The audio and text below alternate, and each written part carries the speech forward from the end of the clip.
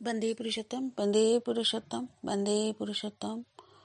পরম দয়াল শ্রী ঠাকুর অনুকূলচন্দ্র রাতুল চরণে আমার কোটি কোটি প্রণাম। ইষ্ট পরিবারের সকলের চরণেই প্রণাম এবং আমার ইষ্টপ্রাণ দাদা ভক্তমতী মা সকলকে আমার আনন্দিত জয়গুরু।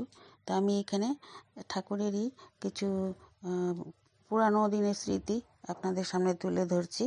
একবার ইংরেজি 1953 সালে সেই ঘটনাটা। আশ্রমে তখন বৈদ্যুতিক আলো আসেনি। সন্ধ্যার পরে ঠাকুর বাংলার বিস্তীর্ণ প্রাঙ্গণে শ্রী ঠাকুর যেখানে যেখানে বসতেন সেখানে হ্যারিকেন নিয়ে বসা হতো। হ্যারিকেনের আলোতেই লেখাপড়ার কাজ চলতো। তো একটা কথা এখানে বলছি আপনাদের সাথে। আমার কাছে অনেক আলোচনা পুরানো দিনের ছিল। তো আমাদের তো রেলে চাকরি করতে কোয়ার্টার ছাড়তে হয়, ফ্ল্যাটে চলে আসব। তো ভাবলাম এবার কি করি এই আলোচনা বই।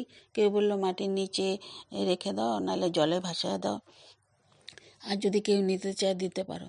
তো তেমন কাউকে তো পেলাম না। তারপরে আমি এক দুদিন সেটা পড়া আরম্ভ করলাম।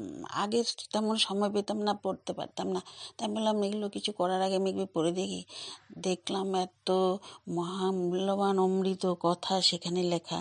তারপরে আমি পরে প্লেটে নিয়ে এসে এগুলোকে আমি কালেকশন করে মাঝে মাঝে আপনাদের সামনে তুলে ধরছি। আবার কিছু কিছু আমার মানে ইষ্টবান মায়েদের থেকে পাওয়া, সেগুলো আপনাদের সামনেই তুলে ধরছি। তো এখানে আমি এখানে বলছি যে গরমের সময় এই পাহাড়ি এলাকা দেওঘরে কাঁকড়া বিছা ও করাতে এক ধরনের বিষ সাপের উৎপাত বাড়ে। সেই জন্য শ্রী ঠাকুর আদেশ ছিল রাতে সবাই যেন টর্চ লাইট ও লাঠি নিয়ে চলাফেরা করে।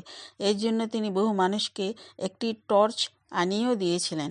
বাজার থেকে টর্চ কিনে আনা এবং শ্রী ঠাকুরের আদিষ্ট লোককে দেবার কাজে নিয়ত বহাল ছিল শ্রী মনীন্দ্র কুমার চট্টোপাধ্যায়, সঙ্গমে মণি চ্যাটার্জিদা। কোনো দিন 4-5 বার করে মণিদাকে টর্চ আনার জন্য সাইকেল করে বাজারে ছুটতে হতো। তো রাতে চলাফেরায় সমস্যা কিছু সমাধান এইভাবেই হলো। কিন্তু আকাশে জ্যোৎস্না না থাকলে ঠাকুরবাড়ির তৎকালীন বড়াল বাংলা বেশিরভাগই অংশ অন্ধকার থাকতো। জায়গায় জায়গায় কেউ হয়তো লম্ফ বা হেরিকেন জেলে কাজ করছেন বা কোনো ছেলে হয়তো পড়ছে, কিন্তু তার আশেপাশে সব অন্ধকার। এই সমস্যার সমাধান করতে শ্রী ঠাকুর লম্বা বাঁশ পুঁতে মাথায় জোরালো শক্তি হ্যাজাক লাইট টানাবার ব্যবস্থা করলেন।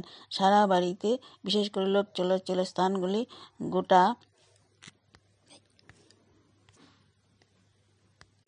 12টা বাঁশপুঁতে আলো দেবার ব্যবস্থা হলো। এর ফলে আঙ্গিনার অনেকখানি জায়গা আলোকিত থাকতো। জৈনিকর্মীর কাজ ছিল সন্ধ্যাবেলা হ্যাজাকগুলো ভালো করে মুছে এবং ঠিকঠাক করে তেল ভরে জ্বালিয়ে দেওয়া। আধার হওয়ার আগে লম্বা মই নিয়ে ঘুরে ঘুরে সব বাঁশগুলির মাথায় হ্যাজাক তুলে আর একটি কাঠের সঙ্গে দড়ি দিয়ে শক্ত করে বেঁধে দেওয়া হতো। এই নিত্য চলছিল। ভারপ্রাপ্ত কমিটি তার কাজে কখনো বিলম্ব না করে কাজের মধ্যে যাতে কোনো খাকতি না থাকে সেই দিকে শ্রী ঠাকুরেরও তীক্ষ্ণ দৃষ্টি ছিল। একদিন সন্ধ্যায় প্রায় উত্তীর্ণ হয়ে শ্রী ঠাকুর বড়াল বাংলায় জ্যোতি আশ্রমের সামনে প্রাঙ্গণে একখানা হাতওয়ালার চেয়ারে বসে ভক্তবৃন্দদের পরিবিষ্ট হয়ে আছেন।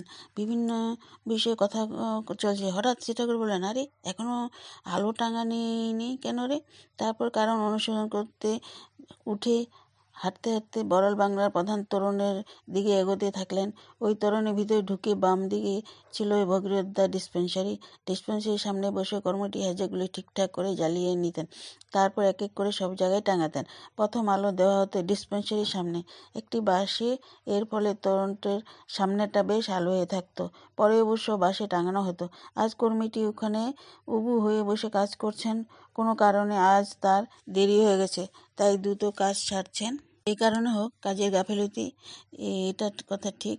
লোকটি সময় ঠিক রেখে কথার কাজে সঙ্গতি রেখে চলতে অবস্থা নয় বলে এই খাকতি তার জীবনে অন্যান্য ক্ষেত্রেও দুঃখের সৃষ্টি করবে।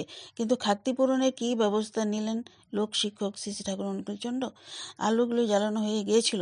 দৃঢ় পদক্ষেপে সেইগুলো সেই দিকে এগিয়ে এলেন তিনি। কোনো কথা না বলে হাতে তুলে নিলেন হ্যাজাক।